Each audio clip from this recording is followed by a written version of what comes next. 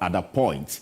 And like I said, we saw the highest in 2021, which rose to about 11.7%. Then somewhere around 2020, 2023, we saw a decline also, going down to 4.0%. And then it picked up again in 2024 to some 6.0%. Then it dropped along the line again, and somewhere to 2025, we saw 2.2%. And in 2026, first quarter thereabouts, we are beginning to see about 8.6%, and now we are hovering around 4.0%. That has been the growth trajectory of the agriculture sector. Now, let's take some specific subsectors to examine. If you look at Ghana's rice production in metric tons, you see that in 2017, we're doing about 179 metric tons, in that year. And then in 2028, we dropped a bit to 162 metric tons. Then something significant happened in 2022. It rose to about 1,283 metric tons. Then 2023, we saw another growth to about 1,324. And in 2024, little drop there. And these figures are sourced from, Ministry of Food and Agriculture.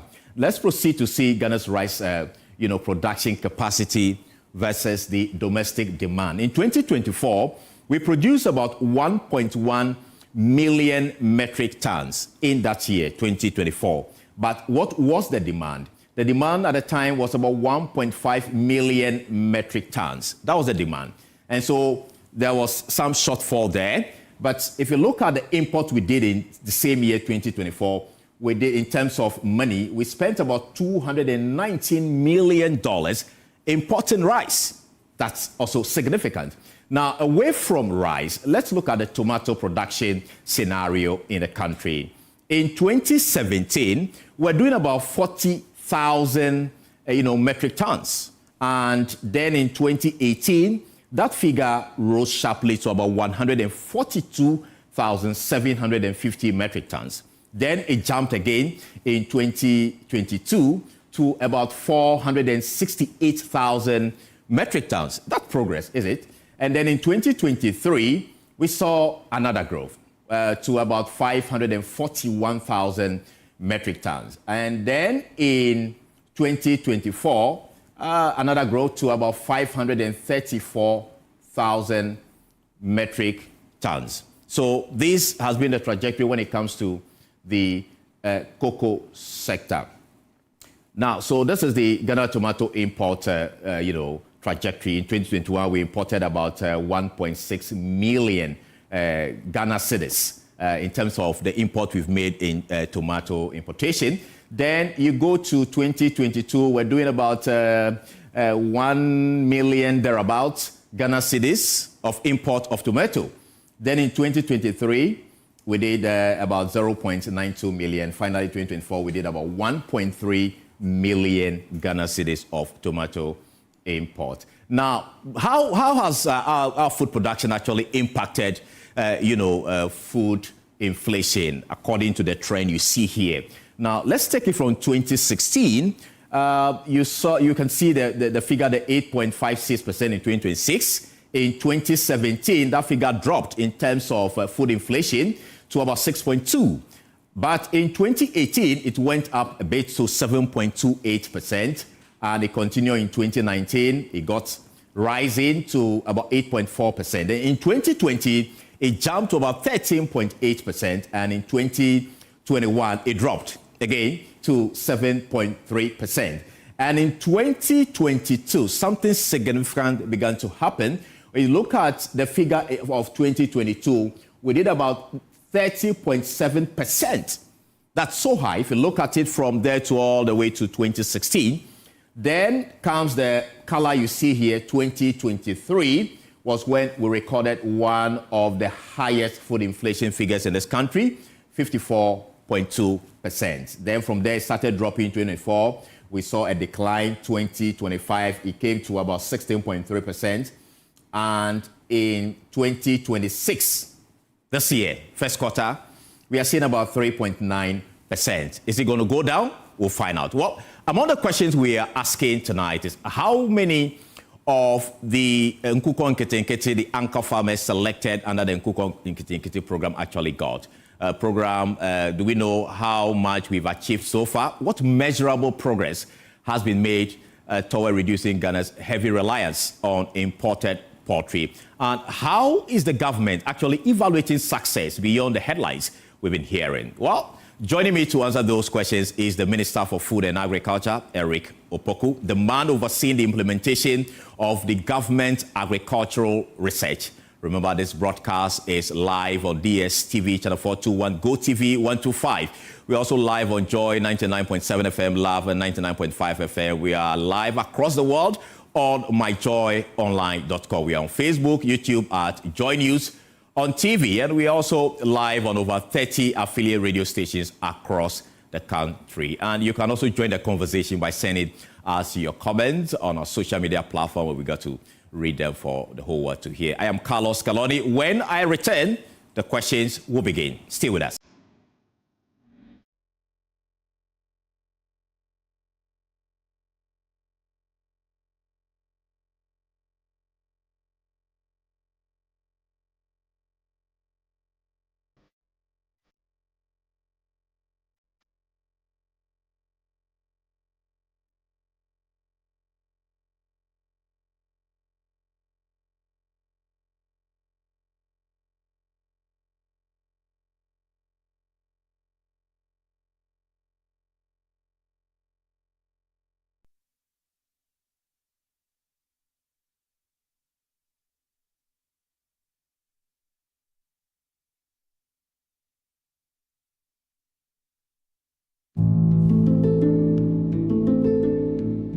Cadbury hot chocolate, crafted from cocoa, milk, and sugar. Creamy, chocolatey, frothy goodness, rich taste, so satisfying. Cadbury goodness, the treats you deserve every day.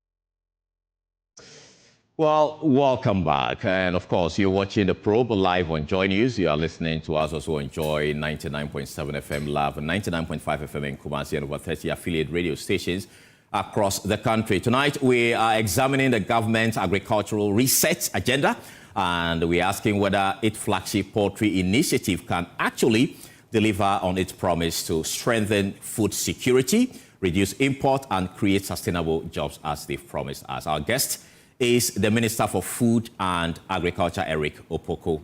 Minister, welcome to the probe. Let's start from exactly to understand what the nkoko, nkitinkiti, policy really is all about.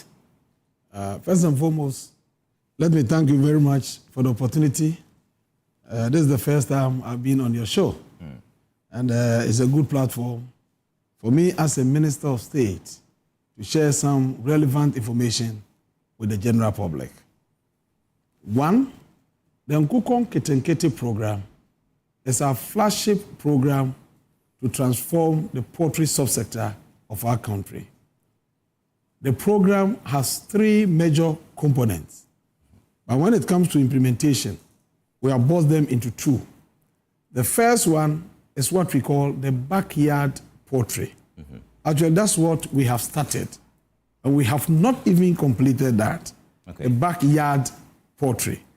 The backyard poultry is to ignite interest of households, individual Ghanaians, in the poultry business. Okay. So that people will take interest, invest in it, and then earn a livelihood from that business. Don't forget that in Ghana, agriculture is entirely private sector led. Government only creates that conducive, congenial atmosphere for for private individuals and entities to take advantage of. And so, under nkoko nkitinkiti, the first approach, the backyard poultry, is this one. Okay. And then this is what we've seen so far. This is how we execute it. Okay. One, Ministry of Food and Agriculture procures bears and feed. And then, through our district offices, we have identified commercial farmers in all the districts. Okay. These commercial farmers, commercial poultry farmers, have the facilities, they have the experience, and they have the willingness to help actualize this laudable government program. And so we send the bears, 10,000 each, to every district through the commercial farmer to brood for 1 month.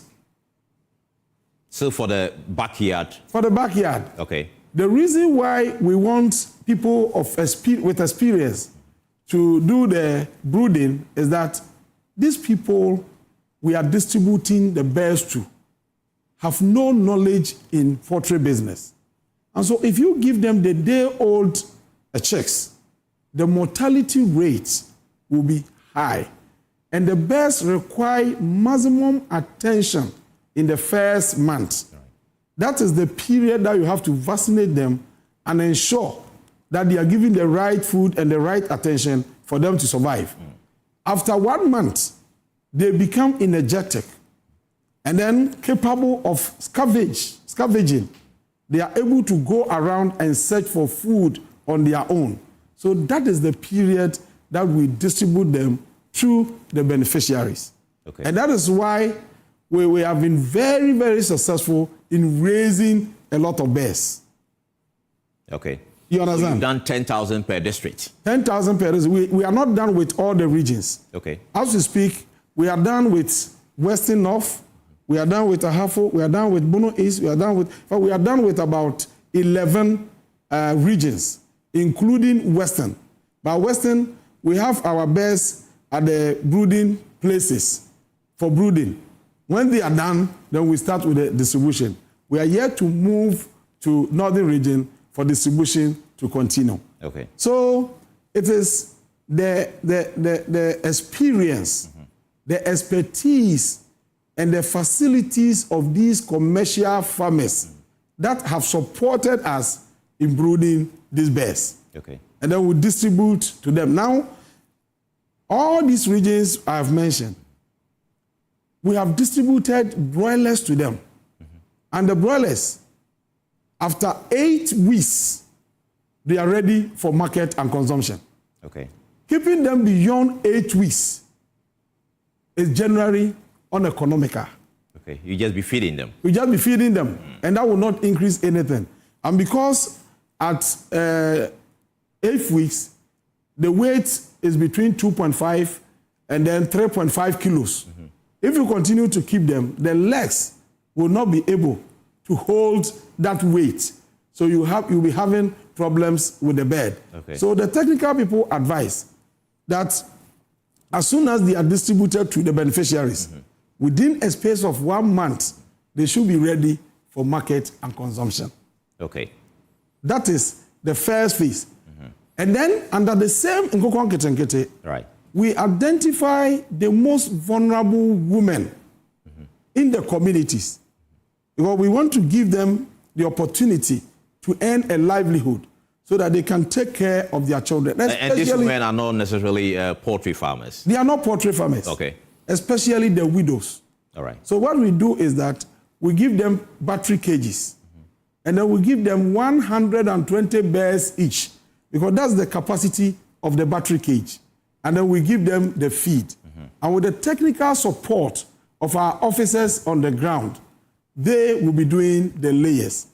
In fact, we started with almost 600 of them. And such women? Such women. Okay, across the country. Across the country. And as we speak, some of them most of them are collecting eggs. And the testimonies are everywhere for people to see what is happening. that is also part of the nkoko nkitinkiti. That's the second leg of the nkoko nkitinkiti. Okay, the backyard one and the one that is targeted at the women. Which is also a backyard project. Okay. Except that this one, because we want it to be some form of a capital something, we give them the battle cage, we give them the feed, and then we add the bears. And with the technical support, they are good to go. So this is what we are doing. But so far, assessing what we have done, you see that yes, we have made some significant gains that nobody, no right-thinking person can dispute. But before I even get to those significant, achievements under the project, let me indicate that the object of the project is to increase poultry production in Ghana. Okay. As number one. And then when you increase poultry production, we want to develop the value chain, adding processing, so that we look at poultry from the farm until it gets to the table for consumption. Right. Because the biggest challenge confronting poultry business in Ghana is lack of market.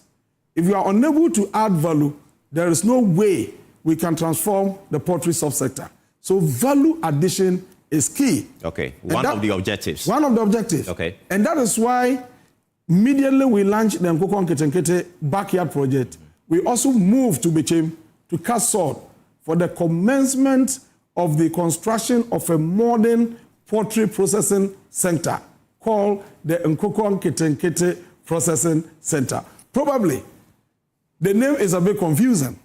And that is why you hear people making some comments out of ignorance. Right. Because the facts and the context are not known. But I think there's an opportunity for us to highlight some of these things. Okay. Then you move to the third one. Now, when you increase production, and then you promote value addition, the last one is what we call boosting household food and nutrition security. Okay. Boosting household food and nutrition. How is that going to be done? Excellently. That is why we have the backyard. Okay. Once the people are rearing the bears, they will now have to eat some of the bears. Okay. But they don't have to eat all. They have to sell some and then reinvest. That was the caution I sounded when I appeared before Parliament. Right. That, look, you have raised the bears. That is excellent. But once you have been considered and given even 10, 20, 50, whatever you are given, you have the right. You are a human being. You cannot leave the bears there and then go to the market to buy chicken to come and eat whilst you have it. Okay. So consume some, but don't consume everything. Are they aware how many, for instance, if you have 20 birds, how many you are to consume, or there's no clarity? We don't have any amount or number for you to consume. Okay. But what we are saying is that we want you to see it as a business, as a seed for you to grow and live on. So you're saying that it's not misplaced at all, that some of these farmers are consuming some of the birds? If you want to boost household food security and nutrition, consumption is part of it. Okay. In any case, what are bears raised for? Are they clocks to be fixed on the wall for people to look at? They are meant for consumption and indeed local consumption. So even when you encourage them to sell, they are selling to local people for consumption. So the ultimate of this investment is to boost local consumption. Okay. So that our people can develop taste for locally produced bears. And that will shift the demand for imported poultry to locally produced ones. Because as we speak, on annual basis, we spend $350 million United States dollars to import poultry products into Ghana. That huge amount of money is creating jobs in those countries at the expense and peril of the youth of our nation. And that is why we said that with this project, we are going to unlock the full potential of the poultry subsector for job creation. Now, after the nkoko nkitinkiti, when we are done, We then move to the second phase. And then in the second phase, we are targeting the medium-scale producers. Still under the nkoko nkitinkiti. Under the nkoko nkitinkiti. So the first explanation you gave happens at the household level. The household level. Okay. Now, when we are done with that, then we move from the household. We are now going to those who are into commercial poultry business. Okay. Some of them have been categorized as the middle or medium scale producers. They are able to do from 500 bears to, let's say, 3,000 bears. They need the capacity to expand. And it is the duty of government, as we pursue increase in production, to give them that support to enable them expand. And then we move to the commercial farmers, the large-scale producers. What can we do with them for them to also scale up so that we can produce sufficiently to feed our people? Okay. Three things must work here. What is the state now? As we speak, when you look at our consumption and our demand, our production is just around 5 to 10%. Yeah, quite low. But these are birds that can be raised within 2 months, especially the broilers. So why is it that we cannot do it and we are spending our resources to create jobs for foreigners while our people are moving up and down our streets doing practically nothing, faffing around every day? Something must be done. And that is the strategy that we have adopted. Okay. Now, we haven't even done 50% of the household project. So you've not moved to the second leg yet. We are yet to move to that place. You even go to the commercial. We haven't even gone to the commercial. But you know, under the Feed Ghana program, the first thing we did was to campaign for mass participation in the agricultural space. Okay. So as I sit here, we have seen a number of people who hitherto were not in the poultry space, but today they are into poultry business. This is as a result of the campaign that we embark upon. Any numbers, those who have... In fact, it's so huge. I cannot sit here and give you the number, but I think you can even attest to it. Because even in your office here, you have people who, as a result of our campaign, have also gone into poultry business. In fact, a man came to me in the office and invited me to his house. When I went, he opened a big door. Look at the eggs I have produced. I'm not getting the market.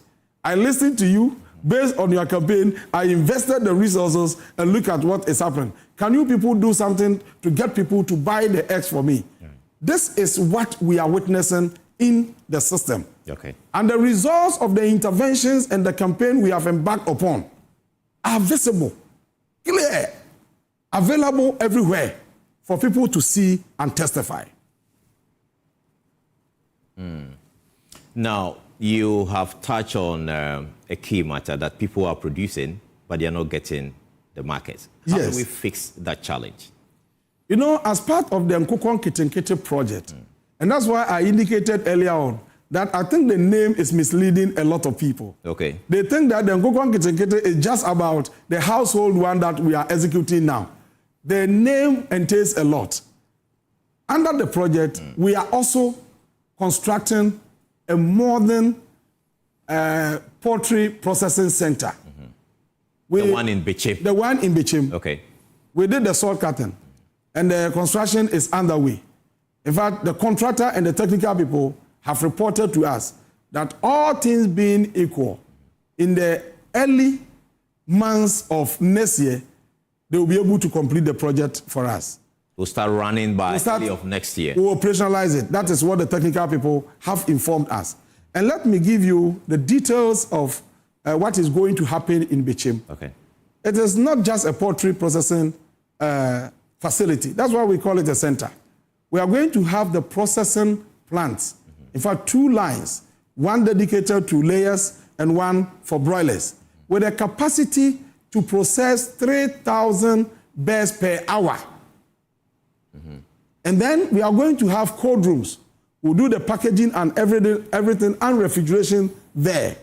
And then we are also building a hatchery. Because when the factory is in operation, looking at the volumes of bears they require for processing, they need to support outgrowers to produce so that they can offtake. Okay. So a hatchery So they have regular, more like raw a hatchery is being built. And from the hatchery, they will be distributing a day-old chicks to registered farmers who will produce to feed the factory. And then we also have a feed mill. Because once you have a hatchery, there's the need for you to also produce feed. And so we are also going to do that. Once you are going to produce feed, you need a silo to be able to store the grains for processing. And then apart from that, we are also bringing in a machine that is very, very important to changing the story in the poultry space. And we call it the rendering machine. That machine will process all the unwanted parts of the poultry, including the feathers, into dog feed, into fish feed and fertilizers for distribution to the farmers. Don't forget, once you have a feed mill, you will need maize, you will need soya, and you have to invest in making people producing so that you can offtake to support the business. And then we have a place prepared for the training of the farmers. They will bring the farmers to that training center. Accommodation facilities are available with canteen, and then they will be trained there. When it is completed, the system will be normalized. And this is not the only one we are looking at. We are also into partnership with some private entities that are also putting up new ones. This is to create market so that the issue of I'm not getting market, I'm not getting market will be a thing of the past. Because we appreciate that regardless of the resources that is pumped into the sector, if the marketing opportunities are not created, we cannot make or achieve our aims. Right. And so this Bechem processing plant, what is its capacity in terms of the number of beds? I've already indicated that is 3,000 per hour. 3,000 beds per hour. So assuming they are even doing 8 hours, just multiply and see the number of beds that it will require. And that is why we need to ignite the interest so that people will be already prepared for it. And I am encouraged by the enthusiasm and the interest we have generated on the ground in this project. And I think that we are on the proper track to achieve our aims. How much have we spent so far on the backyard one that you've spoken about? We are yet to move into the commercial bit, but the interventions you've done now in the nkoko, nkitinkiti, maybe you are at stage 1 or stage 2 now. How much money have we spent? You see, I heard some of our colleagues argue that we have expended 240 million. I was wondering where they got that figure from. You've not spent the money? The 241 million they mentioned is captured in the 2026 budget to support the program. And as I sit here, we have not even concluded the award of contracts, let alone assessing the funds. Because we don't take the money from the Ministry of Finance. The Ministry of Finance, in accordance with law, or according to the Public Financial Management Act, has issued commitment authorization to the Ministry of Agriculture to commit the state into contracts for the utilization of that budgetary allocation. We have not finalized the process. We are still in the process. And that amount of money is targeting the second phase to support the medium-scale producers and the large-scale commercial farmers. Okay. And so these concussions about 241, I said, where did they get the figure? So you are even yet to access that? We are even yet to assess. So which funds are you using for? You know, in the last year's budget, the budget provided 150 million for the project. And last year, that is what we awarded the contract, and as and when they deliver,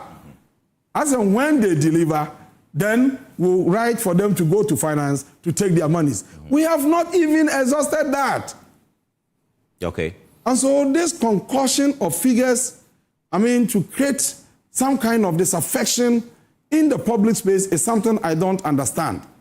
In fact, if you have the opportunity to be on air, to speak to the Ghanaian people, and you have not ceased with the fact, if the intention is not to engage in intentional deception, you have to be circumspect what you put out.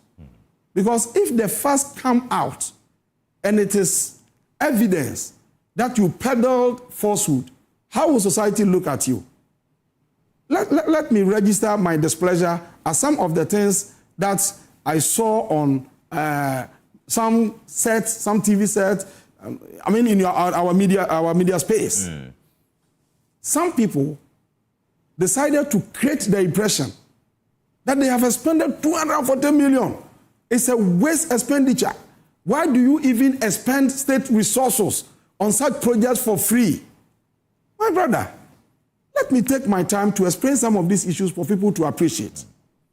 In agricultural policy formulation, it is known, and indeed it is an indisputable fact, that government can provide free services, especially when the goal is to correct market imperfections, when the goal is to reduce poverty, and when the goal is to deliver a public good that the private sector is unwilling or unable to deliver. And in delivering these free services in agriculture, we normally implement such policies through what we call targeted agricultural policies. Let me give you just two examples. Right. Number one, we have what we call targeted social interventions that seek to promote equity and reduce rural poverty, especially among the youth, the women, and the smallholder farmers. And those are your targets as we speak, the backyard You've ones. seen it yourself. That's why when people talk, I ask myself, do they appreciate where we are coming from?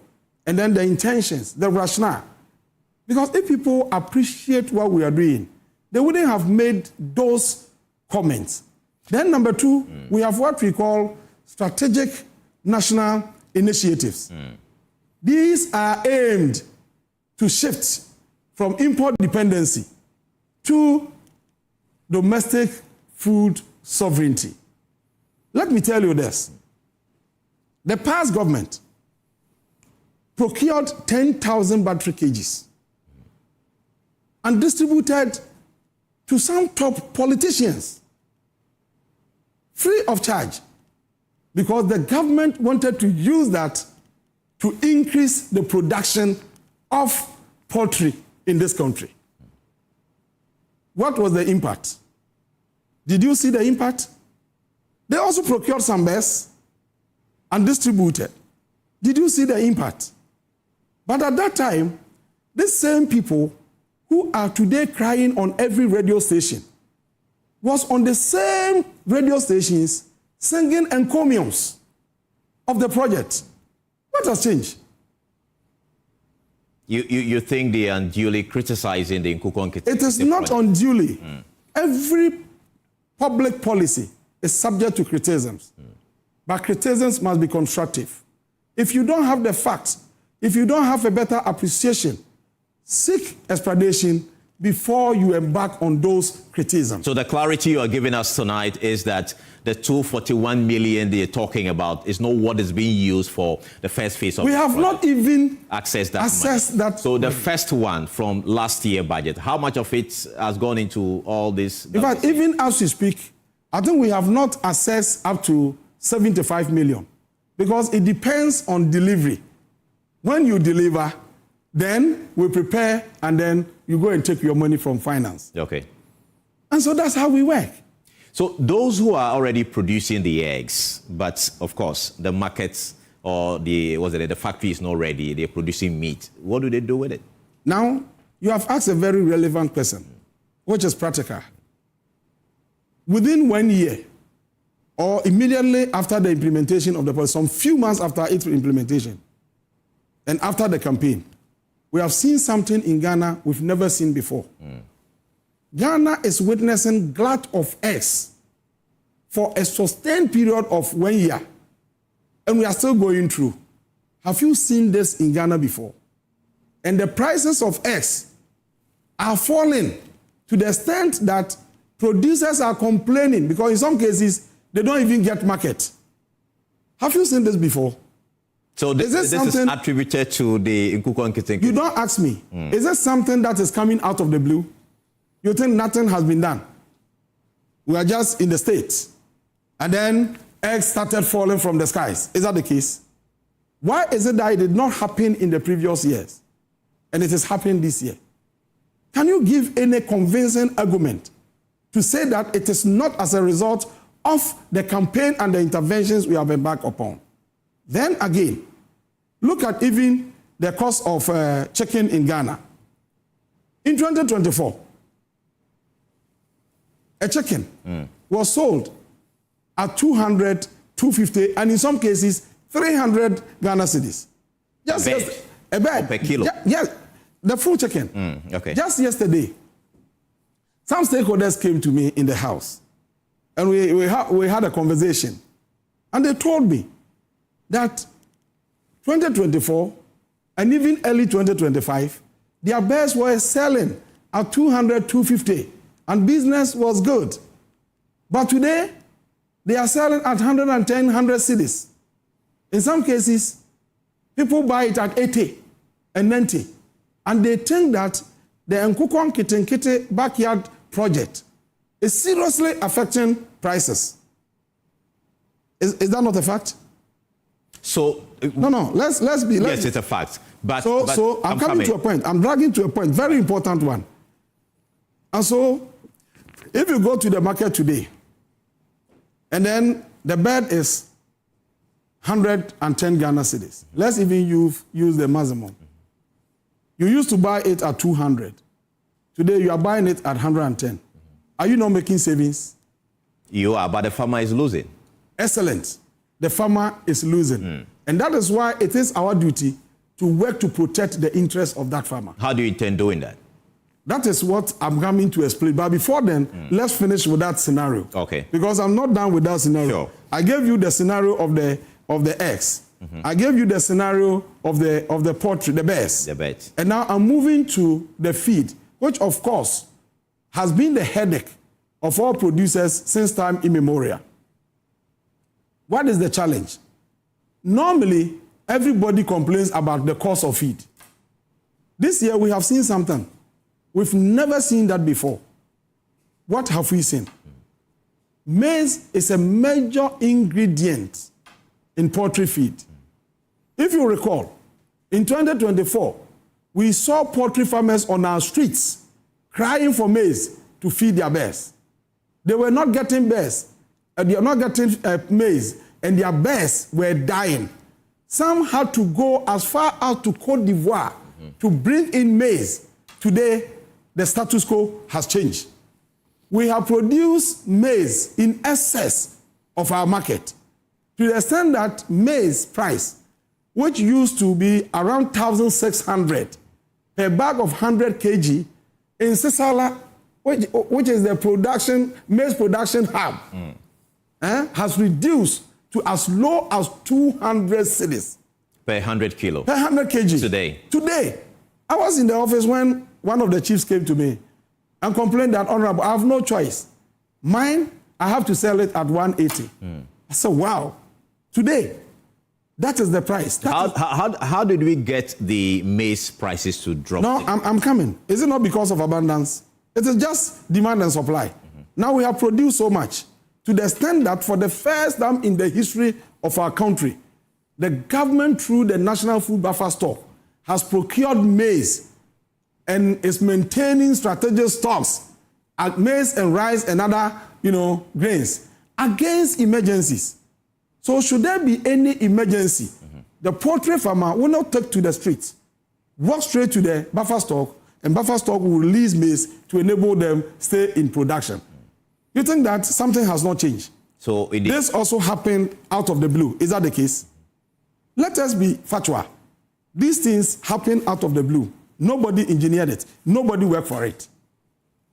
These are the results of the interventions we are implementing. Nobody can contest it. And so if somebody says that we are not seeing the success, is he being honest, truthful to himself? Because he's feeling it. And you went to the market yourself. We've seen the food inflation figures drop from... We haven't even gone to that part. Let's finish with this one. You yourself, you go to the market. You were buying the bed at 200, 250. Today, you are buying it at 100. You have made savings of around 150. Is it not huge? So assuming every year you consume 10 beds, can you imagine the savings that you are making? And this is how investment in free services to farmers are recouped. And so when they pose that question, how are they going to recoup their investment? I said, wow, is this also part of the argument? How would that be? We are investing in free education. How are we going to recoup the investment? It will translate in knowledge building and economic expansion. And the Ghanaian people will be the beneficiaries. So under nkoko, so when the successes are visible... Beyond prices dropping, how do we really measure the success of this policy? Excellent. You measure the success based on the economic impact it is making. The monies we are putting into the program, excellent. Are we expecting the money back or it goes and gets stuck? And that is what I'm telling you today. When you invest in targeted social intervention, it is the benefits that pays for the investment you have made. We use the taxpayers' money to support this program. Now, as a result of these interventions, the taxpayer now pays lesser than what he uses to pay. And so you think that that is not a way to recoup the investment? Is that not the case? No. So answer me. I understand that point. It's not about understanding. I get a point. but for those watching, they may be asking, if I get 20 beds from the government, am I to pay back? No, under the backyard poultry, you will not pay back. Okay. Because the intention is to stimulate interest. And so you won't pay back. And that is why I caution that once you have gotten 20 or even more, don't consume all. You can consume part, but remember, it is for investment. Sell and reinvest. That is what we are looking at. Now, and are you following up to ensure that those who are benefiting from this beds actually reinvest? In fact, we have evidence. We have videos all over the country. And we have told our technical people to go to the field and then get us a documentary from almost all the regions for the Ghanaian people to see the impact that we are making with that. In fact, when I met with some of the poultry farmers and then some people from the cold storage business, yesterday in my house, we had frank discussions. Okay. Even those in cold storage facilities, those in the cold store business, you know what they told me? They said, Honorable, in fact, to tell you the truth, the nkoko nkitinkiti project is affecting our businesses. Demand is reducing. And I said, yes, I know that. But don't be jittery. Don't be worried. Now, let me tell you something about policy. You see the brain. The brain often perceives change as a danger, triggering emotional and unpredictable responses. Right. Until the logic sets in. So the implementation of this project, right from the outset, I heard an active player in the sector saying that it is going to fail. Will it fail? It will not. The signs are there. You are enjoying, I am enjoying, every Ghanaian is seeing the benefits. How then would you describe such a policy as a failure? Is it sustainable? It is. How do we sustain it? Excellent. The sustainability depends on the sale and reinvestment. And that is why we are creating market and building hatcheries. And apart from that, we are in partnership with other institutions for implementation of another program to support the nkoko nkitinkiti. All these things will ensure that we increase production, we expand value addition, and then we boost local consumption, increase food security, nutrition in the country. And once demand shifts from consumption of imported poultry to locally produced one, the goal is achieved. There are so many, messages coming in. A lot of things we need to talk about. Yes. Unfortunately, we are running out of time. No, but there's something I need to clarify. Yeah, so I want to find out from you before you even clarify. We've heard the Poultry Farmers Association raise concern that they were not consulted prior to the implementation of this policy. In fact, I've also heard that from them, and it's unfortunate. It's unfortunate such statements are being made. Why am I saying that?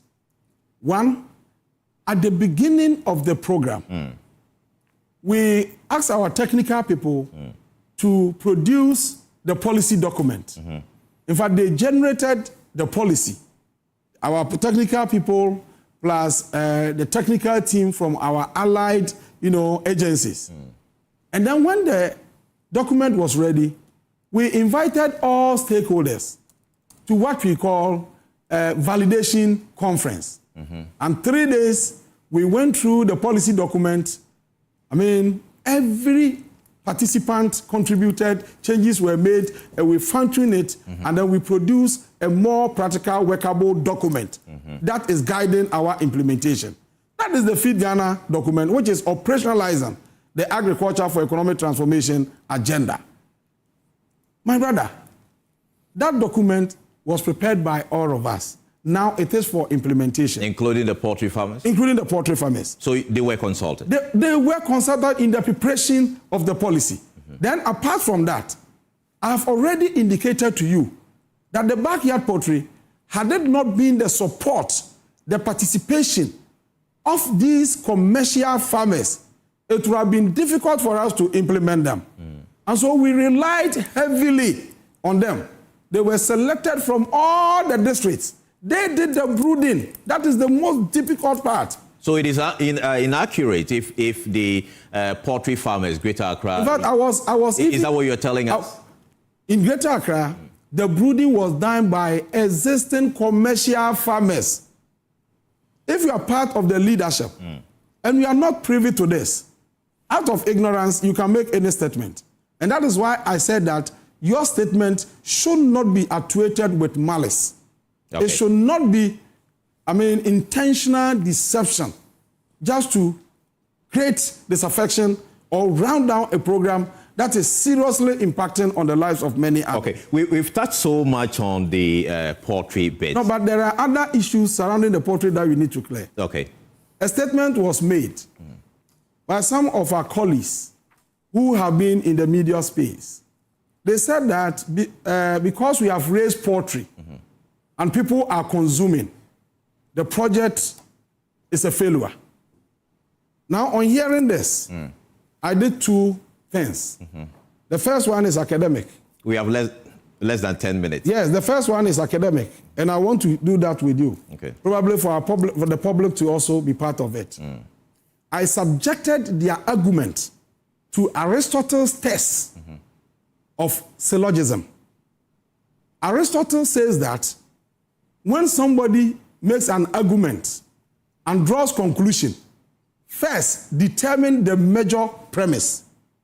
So, from what they said, the major premise that I determined, and I believe our brothers and sisters from the academia, they are all watching, and they will also subject the argument to strict tests and prove the validity, the syllogism or otherwise of those statements. One, the major premise. Poultry birds have been raised. Two, the birds are being consumed. Three, and this is their conclusion, the program is a failure. You see that the premises and the conclusions, are incongruous. Why? Jarring. Because if you are producing, you are eating, at the end of the day, the business will collapse. You need to save some. You see, you have gotten it wrong. First, when you raise birds, the birds are meant for consumption. Whichever way you look at it, whether it is sold, not sold, it is for consumption. Ultimately. And so once you raise bed and people are consuming the bed, the project is a success.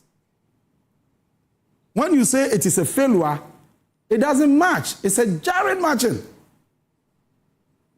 Perhaps they are raising concern about sustainability of it. You see, when you ask of sustainability, I will agree with you. In the first place, is it easy to raise bears?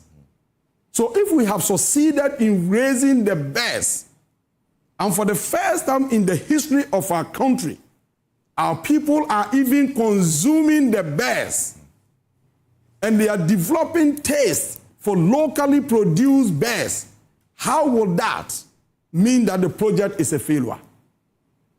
But I told people not to be worried about the impact it is having on their businesses. We will rectify all those anomalies. Yes, that's the major concern of producers whose investment, yes. For instance, they produce at high cost, and at the end of the day, they are unable to sell. They are not even getting the market. And glass, when it comes to the eggs, I agree with you. What is the plan to address this? Mohammed's policy will not leave any stakeholder in a lurch. None of them will be left high and dry. We will make sure that after the full implementation of the nkoko nkitinkiti, the impact and the benefits will accrue to everybody. But let me indicate this. I was shocked when I heard some of the people I've held in high esteem for several years, people that we consider as the paragon quintessential of sagacity, flooding the media space with products of imbecility, falsehood. I was shocked. And my impression is changed about how I look at people. Because psychology will tell you, I didn't do psychology, right, but I understand psychology. Psychology will tell you that sagacity and imbecility are effectively asymptotic. Interested. So you don't look at a person and determine whether he is wise or otherwise. You must diagnose his observable actions, his decisions, and outcomes in order to make a decision. Okay. And so when people want to talk, especially communicate to the public, especially about nkoko nkitinkiti, whatever government project, any public matter, let's know the facts and speak to the facts. What is the future of nkoko nkitinkiti? I have 2 minutes. The future of nkoko nkitinkiti is simple. It is empowering individual household, generating the interest. People are creating businesses out of it, increasing production of bears in our country, promoting consumption, and eventually, when all the other facilities are in place, it will transform our sector and move Ghana from import dependency to self-sufficiency. This is the trajectory. From next year, what are we likely to see with this project? In fact, I hope what we are seeing today, you want to see more of that. Is that not? Of course. Let's first appreciate what we are seeing to motivate those who are on the field doing the job so that we can multiply the benefits for the Ghanaian people. All right. It is only when you appreciate what is available that you can get more. You seem so passionate about your sector, the agricultural sector. Apart from the poultry aspect, rice is a concern for many. Yes. Tomato is also a concern. Yes. Ginger is expensive in the country. Yes. These are things we would have loved to speak about. But this message, I need to read it. It's a question, actually. It reads that government has announced plans to reintroduce the rice import quota system. Yes. How will this policy be implemented to genuinely protect and grow domestic rice production without creating market distortions, shortages, or opportunities for rent seeking? This is from Fred Kukuboy. Yes, the quota system in the rice subsector is to ensure that we consume more of what is produced here, because that is the only way Ghana can develop. Okay. Now, to be able to do that, our technical team is now engaging all the stakeholders. And so from next week and the following weeks, you'll see the technical team engaging with the stakeholders. After the engagement, the policy will be fine-tuned and proper announcement will be made. It will be out of place for me to sit here and then talk about the details when the consultation has not even started. Okay. And so spare me, let them finish with the consultation, and when everything is settled, we will announce to the public. In fact, the strategy in the entire agricultural space is simple. Okay. But I was thinking that you were going to applaud us. Because when you showed the figures, you realize that this is the first time in several years that we have achieved food inflation of below 4%. First time in several years. Yeah. It has never happened in the history of our country. I don't know whether people can dispute because people can concord their figures. But that is the truth. Now, do you know the implication of lower food inflation? Food inflation, there is a positive relationship between food inflation and the number of people in the poverty bracket. So when food prices are going up, the number of people in the poverty bracket increases. Right. And vice versa. Thank you. So this money is everybody's business. Everybody must master money. You can't say I am an engineer, so money is not my business. You can't say I am a pharmacist, so money is not my business. Money is major. Everybody must measure it. Becoming a money farmer is a marathon, it's not a sprint.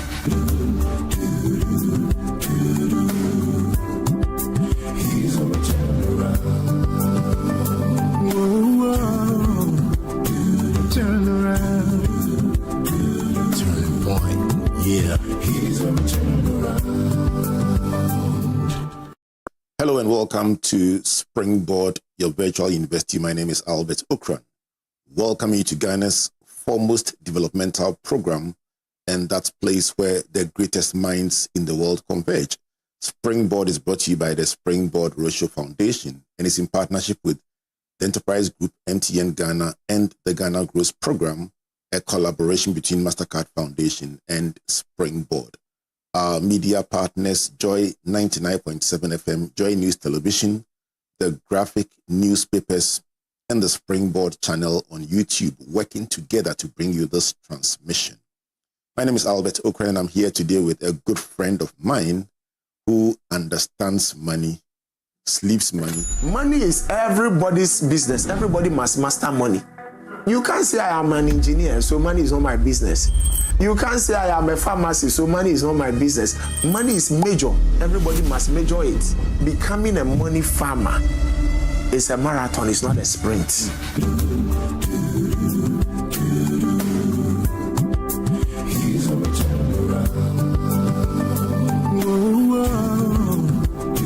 Turn around.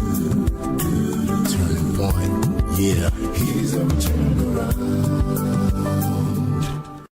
Hello and welcome to Springboard, your virtual university. My name is Albert Okran. Welcome you to Ghana's foremost developmental program, and that place where the greatest minds in the world converge. Springboard is brought to you by the Springboard Roadshow Foundation and is in partnership with the Enterprise Group, MTN Ghana, and the Ghana Growth Program, a collaboration between MasterCard Foundation and Springboard. Our media partners, Joy 99.7 FM, Joy News Television, the graphic newspapers, and the Springboard channel on YouTube, working together to bring you this transmission. My name is Albert Okran, and I'm here today with a good friend of mine who understands money, sleeps money, eats money, and talks money. Paul is one of those people who is like an apostle of financial literacy and financial independence. Together with his wife, Linda, he's written extensively about money, about investment, and about family life.